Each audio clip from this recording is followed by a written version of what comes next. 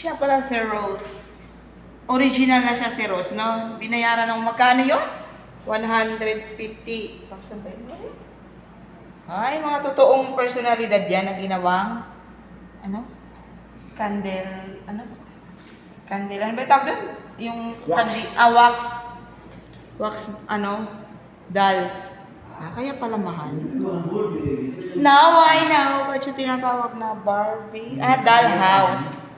Kasi literal na marami siyang doll. Ang pagkakaiba lang is, ang mahal ng mga value niya kasi sa mga totoong tao siya kinuha. Ano? Yan talaga yung mga tsura daw nila, no? Galing. Alam mo, hindi ko kilala yung mga ano na yan, mga personalidad na yan. Di ba ako? Ano pangalan? Sila nga daw yan yung mga totoong tao na namatay na.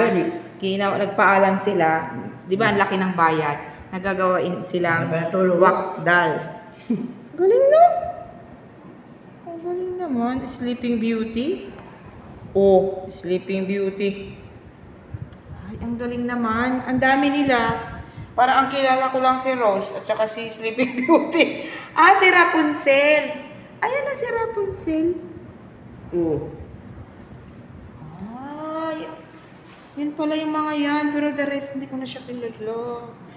Yan. Ayan, kambal yan malamang, no? Kambal. Million na yung sobrani. Grabe naman. Grabe naman ang halaga na ito. Pagkain na mo din wala kayo nga na sana. Ha? Wala nga na kita lang din. Ano pumunta kayo dito? Sino kasama mo? Si Joy. At saka? Wala. Baka wala siya. Ang galing naman. Na-amaze naman ako. Kung ako na walang alam, papasok ako dito sa dollhouse. Parang titingin ko lang dyan, yung normal lang na mga doll na laruan na gano'n. Yung pala may story behind pala yan. Talaga parang totoong mga tao siya. 50 million, 150,000. Na-amaze lang talaga ako, promise. Tapos yung mga Barbie, no? Lahat ng mga, ng mga damit, ay gown, iba-iba. Oh my God. Pero dito nagulat ako sa sinabi ni Kuya. Itong mga to, akala ko lang mga cute na mga tasa-tasa ba. Ito pala ay titanium. Ito yung sabi niya, di ba, na titanium pala ito. Pinakamahal. Tapos ito raw ay ilang karat to? 10. Gold pala talaga ito. Grabe, no? Tapos yung hawakan, ay sinabi niya ilang K yun. Ay, grabe, na-amaze naman ako sa mga... Akala ko nga lang parang mga tasa-tasa lang na display. Hindi pala siya ganun.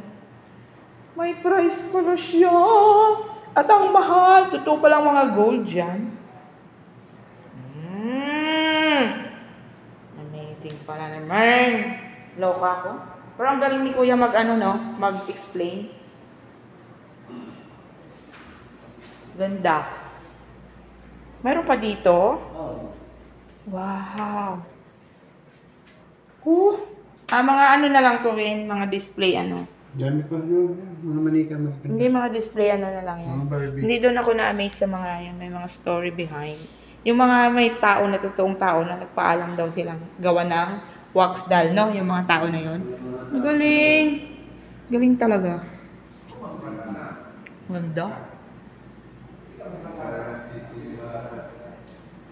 Amazing.